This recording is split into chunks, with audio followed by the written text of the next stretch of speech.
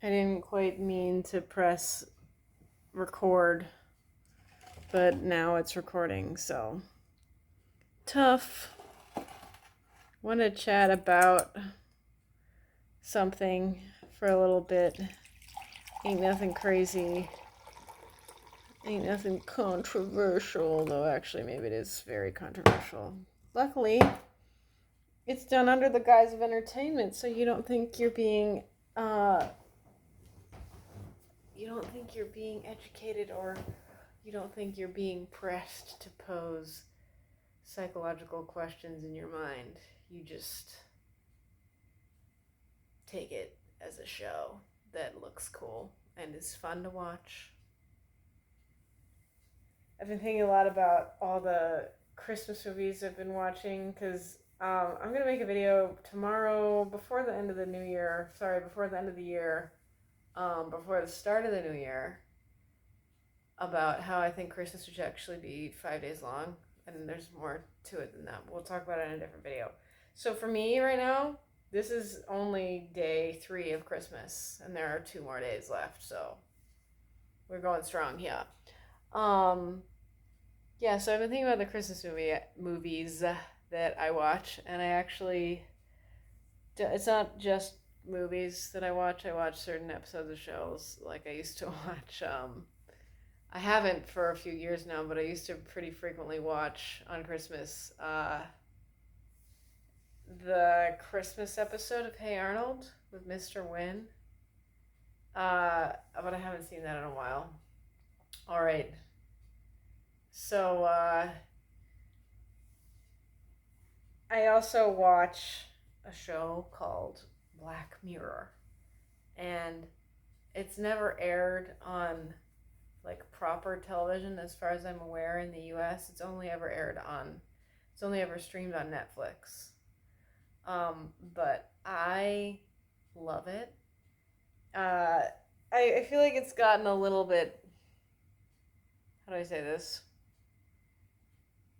It's just not as exciting anymore. I feel like shows are very, very cool and very, very like they go really hard when like they're really trying when someone's really, really attempting it for it to get picked up, for attempting for the script to be bought.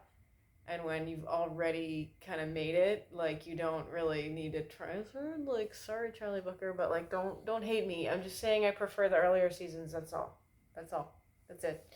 Um, but a lot of these episodes. So I don't. There are 5 seasons, maybe 6 seasons of Black Mirror on Netflix, but I repeatedly return to 5 different episodes, and I've been watching them over this Christmas time. So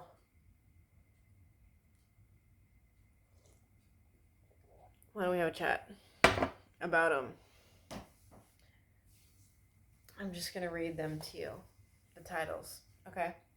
By the way, do me a favor and like actually watch these if you want to get in the comments, because I'm kind of annoyed with people being like, I've never seen these really popular shows or movies you talk about. Like, please watch them. We live in a world where the internet is free and you can watch Black Mirror for not expensive. Okay?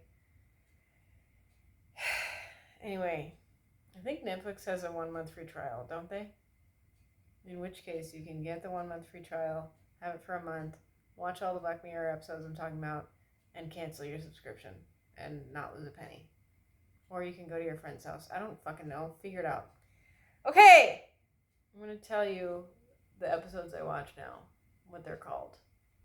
And I'm going to talk about them, like, individually. Alright? The episodes I return to, oh, I said 5, but it's actually 6. It's more like 5. The 5th one is, then we have some honorable mentions. Anyway, they're called The Entire History of You, Be Right Back, White Christmas, Nosedive, San Junipero. And then the sixth one I watch sometimes is Hang the DJ, and then honorable mentions are Playtest and Shut Up and Dance. We'll talk about all these, okay?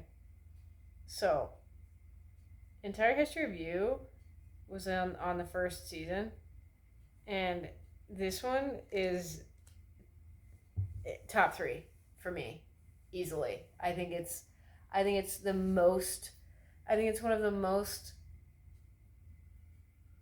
plausible plots, and just like one of the most scariest.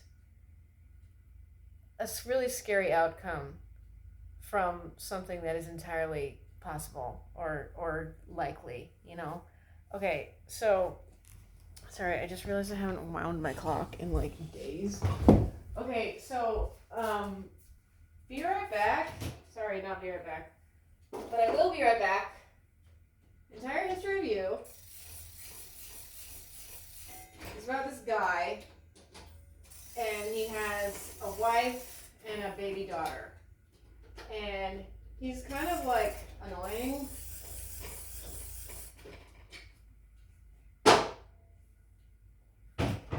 He's kind of an annoying guy. And it starts out with him having a job interview. And in this job interview, he's like, it doesn't really seem to be going so well, but you're still interested in him because, I don't know, he's interesting. He's kind of cute. He's okay. But he gets really scary as the episode goes on.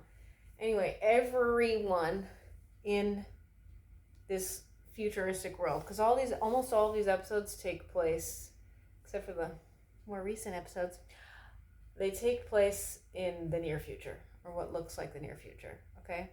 Everyone has what's called a grain. It's like this little implant that you can see it, but it's like very small. It's like almost the size, I think it is the size of a grain of rice. But everyone also has a little remote, like a teeny tiny little remote that you like can project, and there are screens everywhere. There are projector screens everywhere, so you can be like, oh, like he so this guy goes to his job interview. It doesn't go so hot. He's getting in the car, and he's getting in a car with a driver, and in the car he replays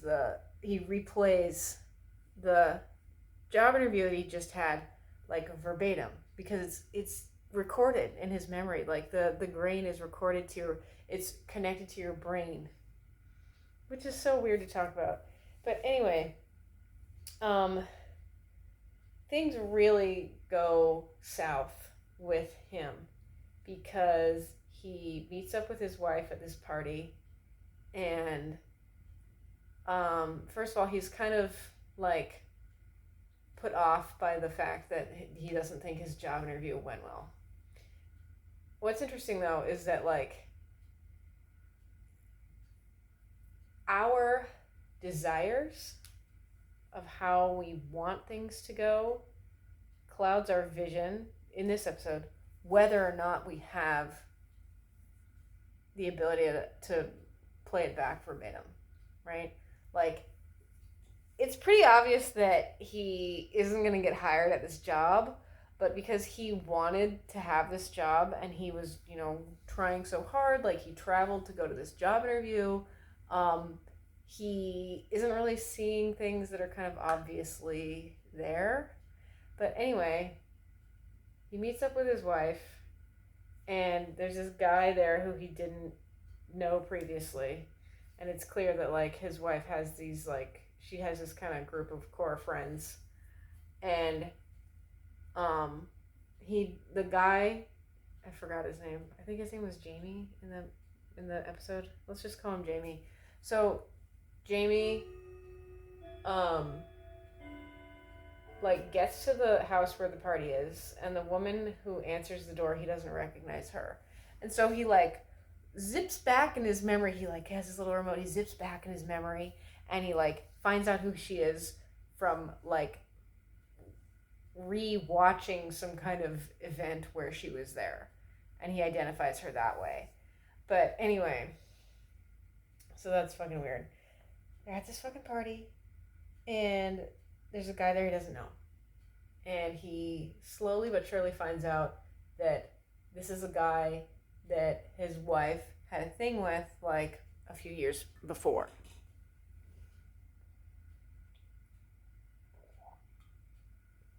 Anyway, things get really out of hand because so he sees her when he goes into the party, he sees her talking to a guy, but he doesn't hear exactly what they're saying.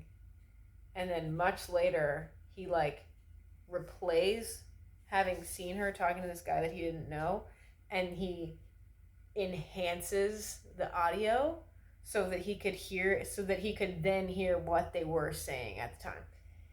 It's crazy to watch. And then what's really scary is like, so they're all sitting around talking at the party, da da da, and this one guy is like, oh, like, let's replay that time we went to, I don't fucking remember where they went, Majorca, like let's replay that time we were partying there, and he like puts it up on the screen, and it's like they're all together there in person, like having drinks and dinner together, but he's like, let's replay it, and everyone's like, yeah, okay, like anyway, things with Jamie get really out of hand because it's super clear that he is really abusive, and he like demands all these answers from his wife. He demands her to replay from her grain, and it is just really, really frightening to see this. And the scariest part in it, I'm not even gonna say it because you should have fucking watched it,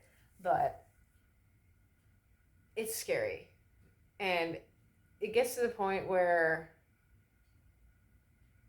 Jamie, that's not his name in the episode, but let's just call him that, where he's actually confronting the guy that his wife was talking to, and there's someone else in the room, and like it's getting like he's really like getting out of hand with this guy, and this woman sees this whole thing happening, and you can hear her in the background. I didn't even see this until at least the second time I watched this episode, but you can hear her in the background. She's like, hello, police, and she's talking to the police, and if you listen very carefully, because you're seeing the conflict happen, the physical conflict happen, if you listen very carefully, this woman was hung up on because because she was calling the police, right? And they were like, okay, show us what's going on, because they could connect with the grain. Okay, show us the crime that's in process, that's happening right now. And she's like, and anyway, sorry, I forgot to say, this one woman at the party doesn't have a grain, and that's the woman later who calls the police, and everyone's like, wow, like you don't have one? Anyway, it's just like this whole show, many of these episodes that I really love are ones that are that deal with this theme of just like not it's not even chronic being online, it's enhanced experiences, better blended. It's enhanced online experiences better blended with real life, which is like I don't like thinking about it because this shit is really frightening. We're gonna get to more frightening shit later. I'm never getting a grain though, just putting that out there. I don't even have a feces book, but anyway. Okay, so that's one episode that I really like.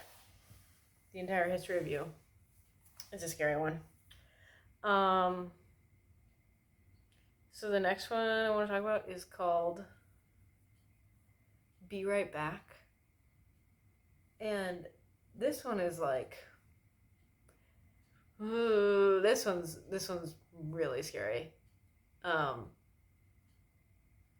let's talk about scary, what I mean by scary in a moment. So there's this couple.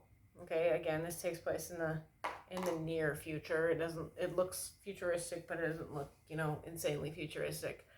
And there's this couple, a man and a woman, thanks be to God. It's not woke. It's not woke, but has it gotten woke? I don't know. Anyway, they're moving to the country, and it's shown that the guy is like very, very addicted to his socials. He's very much online, like all the time. And the woman says stuff to him just to kind of like prove that he's not listening. You know, she messes with him because she's like, oh, blah blah blah, like, but he's like, yeah, okay, when he's just clearly not listening. But so, unfortunately, he passes away in a car accident, and probably because he was like looking at his phone. Let's be real here. Um, but so what happens is her friend, the main gal's friend, signs her up for this like program thing that her friend did, and it helped her friend. And so the main gal is like, okay, well, I didn't ask you to do that, but like, okay. The program is like something that takes all of someone's social media posts, like all of their text messages, all of their emails, all of their messages they wrote their friends, all of their social media, everything they've ever done online. Okay, it takes all that information, compiles it, and then it creates like a bot. Not really. It it's a program that is designed to respond like the person on like the person from their compiled like written stuff on the internet. So first she's just like messaging with him. She's like messaging with him, and like he's saying things. She's like, "Oh my god, it's just like the guy. It's just like the guy." And then she's able to like pay more, and then she can talk to him on the phone, like a projection of what his voice would sound like, because there were videos of him online. And then it gets increasingly more intense. You need to actually watch it to know what I mean. But like,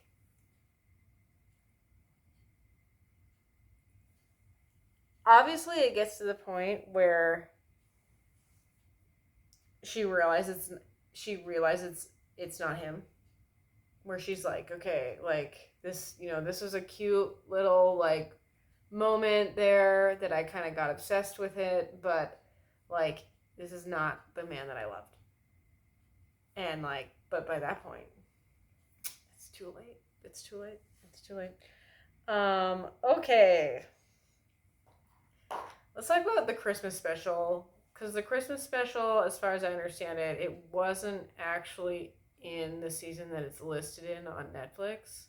But again, like I said, it didn't air here on normal television, and then it just got grouped in with whatever. I think it was like season 2 on Netflix. This episode is also really scary. This episode, I swear there was an editing thing that happened. Because I saw this for the first time on Netflix a long time ago. You know what? I don't even know if I saw it on Netflix. Where the fuck did I see this? I don't remember. I saw it more than 6 years ago. I can tell you that much. Okay. This episode of Black Mirror called White Christmas. And what you're able to do in this world, in White Christmas, in this Black Mirror world, okay, it's sort of implied that this is maybe all the stories are taking place simultaneously, or all the stories are taking place in like an identical, in like the same general world and timeline. But anyway, I'm gonna drink some tea. Hold on.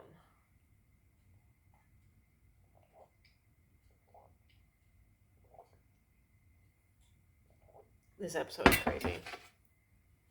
I swear there's something edited differently than the first time I saw this, and I'll tell you in a moment. Okay. So what you can do in this episode, what people do in this episode, is you're able to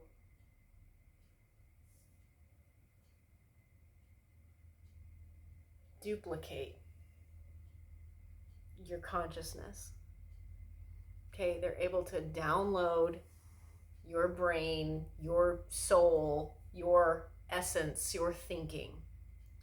And they put it into what they call a cookie, like just a little like chip or whatever, okay?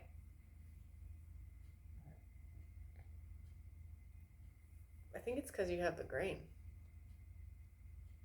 So in your grain, from your grain, they're able to extract it's a copy though. It's a duplicate. So you're still you, but then once they put it on this little cookie, like there's also a version of you, of your consciousness on this little device, okay? And you don't know what's going on with it, but it is a version of you, okay? This is so hard to explain, but I'm doing my best. Anyway, it's established in this episode that Jon Hamm, who is so cute, by the way, so cute. This is such a great episode because he's in it and he is just a joy to look at. But anyway, he's talking to this woman. So you pay to have this done. You pay to have a duplicate, right? And what it is shown as doing is, so you pay to have this done because it's like a better version of you. The cookie version of you is like a better version of you. And it motivates you, and like you can program it to sync with your grain, and it like, it's basically like having Siri or an operating system, but it's you helping you. It's her. You have to watch the episode to fully get it, but it's a cool concept, and that's what it does. Is it helps you, but okay, here's where Jon Hamm comes in. His job in this episode is to train your cookie how to be your operating system. And it's really scary because so this woman is getting this done in this episode. So she like wakes up in the cookie, okay? But it's so scary because this is clearly, if it's a digital duplicate of you in like cookie, in like a device, right? And it thinks like you, it acts like you, it is essentially your brain, a duplicate of your brain, duplicate of your consciousness. Even though it doesn't have a physical body,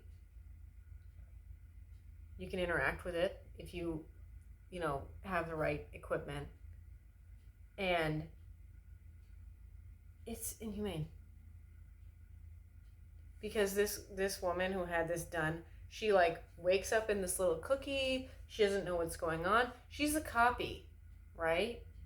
And Jon Hamm explains it to her, like, well, we're getting you to be the operating system for yourself, da da da. And she's like, what do you mean I am me? Like, she doesn't understand that this bit of her is no longer connected to her body, okay? And Jon Hamm's character in this, he can adjust the time. Here's what I'm saying. I swore happened in the original version of this episode I watched, but they changed it this time. So she's freaking out. He's annoyed. He's also, on the clock. So he's like, okay, and he adjusts the time so that, a large chunk of time will pass in what are like moments for him, right? For the woman's duplicate in the cookie. I swear, the first time I saw this episode, one time he made time pass so quickly that for the woman in the cookie it was like 1,000 years. Because he was trying to break her. He was trying to get her to be so like desperate to help the actual version of her, so desperate to have a job, so desperate to have tasks that he made her live for 1,000 years, like just in this room with a like nothing in a control center. That's what I'm saying is, so it was 1,000 years, but now every time I watch it, it's only 3 weeks. I think they toned it down a little bit because 1,000 years was just like too much. I love hearing and finding out like what things are like too much.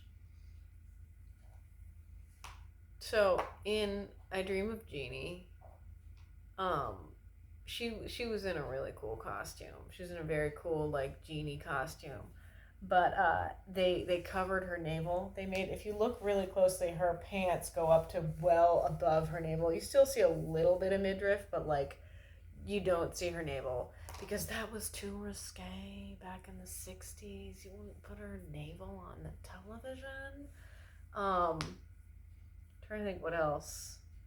This is another example, but it's not quite the same. So I don't know if you guys ever watched that show, Third Rock from the Sun, but back in the day, they used to actually shoot a lot of these shows in front of a live audience, and they did shoot that show in front of a live audience. And I heard Joseph Gordon-Levitt say at one point that people would laugh so hard for so long at certain jokes and gags in that show that they actually had to edit out laughter and cut scenes down for the TV version because it would have been too long. Like they needed to like pare down because people were laughing too hard. Like that was an editing thing though. But like still, like they had to shorten it because it was too funny. Like anyway, I really think it used to be 1,000 years and now it's only 3 weeks, but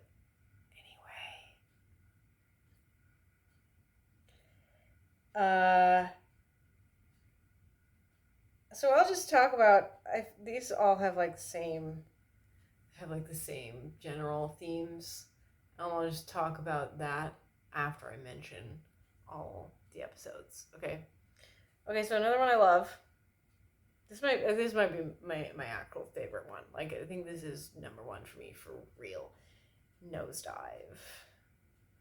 It's so good. It's so much fun to watch. It is so fascinating. So like in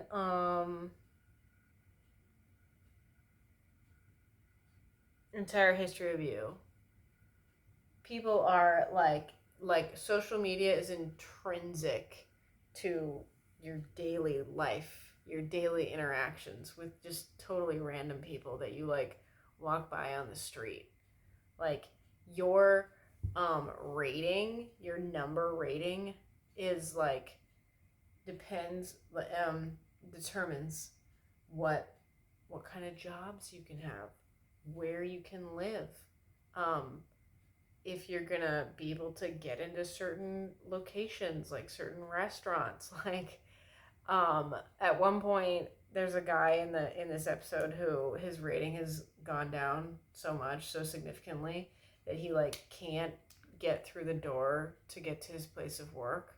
Anyway, most beautiful Bryce Dallas Howard is in this episode. Her name is Lacey. Her character's name is Lacey in the episode. And what happens is her rating is like, I think it's out of 5. And like the five is the absolute highest you can possibly have.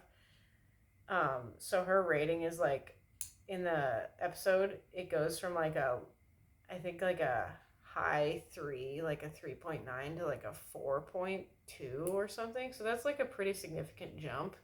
And then all of a sudden, seemingly out of nowhere, her old childhood friend, who has a much higher rating than her, asks her to be her maid of honor at her wedding and for her to give a speech. And she's like, "Oh yeah, of course I'll do that." And she's so excited because it's going to make her rating go up, which she really wants to happen badly. And then, of course, I mean, the episode is called Nosedive. things go downhill for her. Like one bad thing happens after the next, after the next. But guess what? She doesn't care. She's gonna find a way to that wedding. I love this episode, and I heard a rumor that they were actually doing this in China. Like you actually had like a social credit score based on like attached to your social media. I don't know if that's true, but that's what I heard. I mean, we have the technology. It is technically possible to do this, but I ain't living in that world because I'm not getting feces booked. But anyway, okay. Another one I really like is San Junipero. Who called it? Who called it? Because you're right. Um, I love this episode. It's great fun. Um, I realized that I have this kind of like craving to be put in a weird not psychological, in a weird, I want to be asking myself like kind of off the wall um psychological questions, like this like level. I'm so interested in this level of science fiction because it's not just like um it's not just like your traditional science fiction. It's like entirely possible in the near future science fiction. Like these are philosophical questions that we as a society should be asking ourselves whether or not this is a good idea. Because while there is a good idea, there are good aspects to it. There are also problematic aspects to it as well. Um, like in White Christmas, this woman gets her consciousness copied, right? But simultaneously, um, we see a guy who is in love with this woman who blocks him. And when you're blocked, like it's not just being blocked like on the website, on the internet, on the social media, like when someone blocks you, like you turn into like static. Like your entire being turns into static. It looks like static to the person who you have blocked. And like you see it happen in the episode, like you can't hear what they're saying. You can't interact with them. Like it's crazy. Anyway, so San Junipero is an interesting one because it if we do get to the point where we can duplicate or download our consciousness, right? If we can duplicate or download our consciousnesses, I don't know what the plural of that is. What's gonna happen when we die? What's gonna happen? Like, are your relatives who love you and miss you because you've passed away, are they gonna download your consciousness onto the family computer, onto the family cloud or whatever the fuck? Um, are they gonna, like, what happens? That's the question. And in San Junipero, I just love this episode. I think it's so beautiful, and I could tell something was going on with it just from the very beginning because everything was just like too clean. I was like, But I'm not going to tell you too much about San Junipero because you should fucking watch it, you uncultured swine. Been waiting. Like, do you know how annoyed I am when people fucking comment on me on my vids and they're like, I've never seen this. Watch it. Watch it. Anyway, okay. Honorable mentions. There are more episodes than this. Okay, I'm just saying there are more episodes than this. There are a bunch more episodes than the ones that I've talked to you about already. So these are, but the ones I'm telling you about, they're just my favorite episodes. Okay.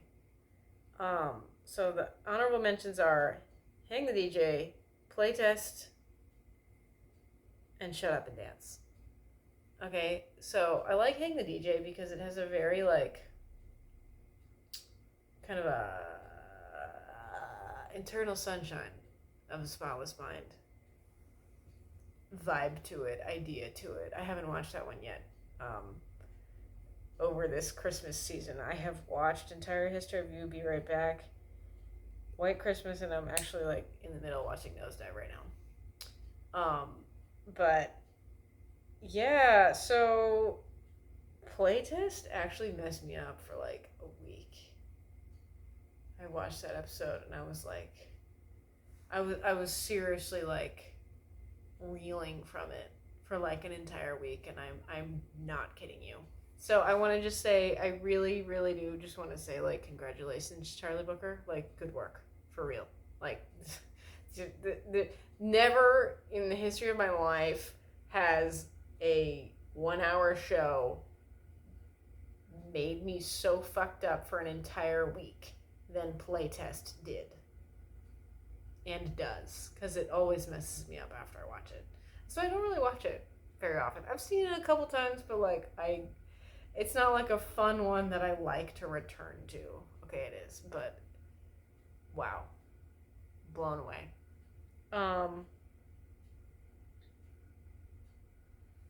Shut Up and Dance is a scary one.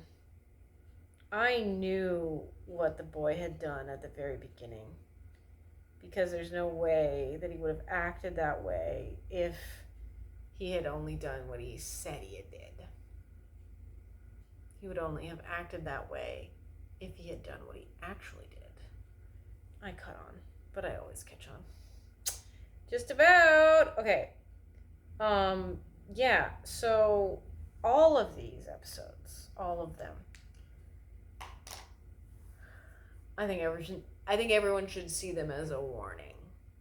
I think everyone should see them as cautionary tales to what we could actually get ourselves into, and kind of what we have already gotten ourselves into.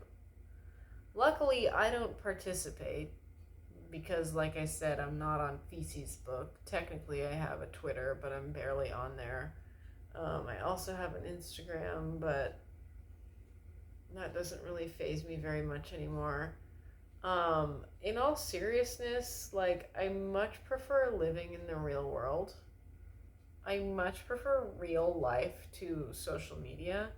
I much prefer nature in real life, like in actual conscious reality, than I do, watching nature videos on any type of device.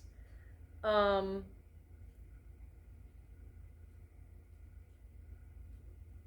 love this show. And I really do feel the kind of Twilight Zone spirit that it has. And it's really not often that a show this special comes along. Like I said, like I watched the oh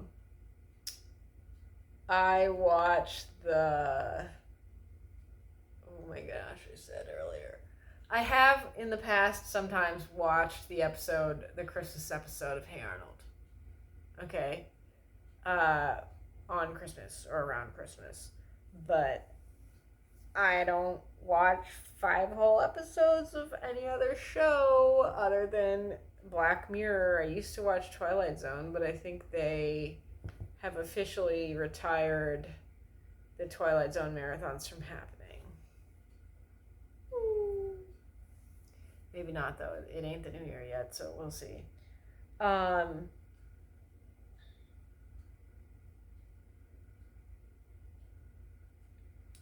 I think that what a lot of these episodes are really getting at is like, you will pay for your actions.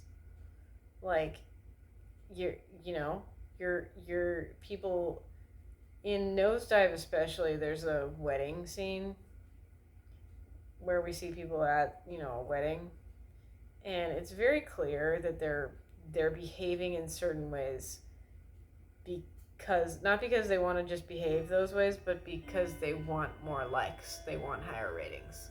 Like they're purposely, overreacting to certain things because they want to be a 4.8, because they want to be getting, likes upon likes upon likes. And like I had 2 Instagram accounts last year. Did I have these last year? Yeah, I did. I had done pretty well, okay, for someone on Instagram. I had my personal account had over 1,600 followers, and then my memes account had 800 followers. Okay, and I started with 0. My memes account was a little bit more impressive because my personal account I had had for multiple years, but my memes account I had only had for like a year, and I got 800 followers. Maybe 2 years. I got 800 whole followers with it. So that was pretty cool, but then I deleted them both. Because I just didn't want them anymore. I deleted them both because I just felt like I wasn't really getting anything out of either of them. And the memes account was quite fun, and I definitely made a shit ton of hilarious memes. I have a new memes account that's entirely different from that one. It's called thisisfire.memes, so you can go ahead and follow. But I'm not even that into it. It's okay.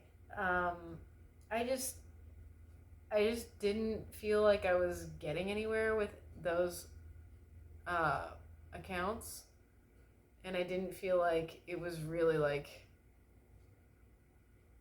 I mean, it was enriching my memes account, especially. It was enriching certain people's lives, but I just didn't care that much. I was like, fuck this, it's stupid. And I'm so happy that I did that because I just didn't need either of them. It wasn't a necessity by any means. And now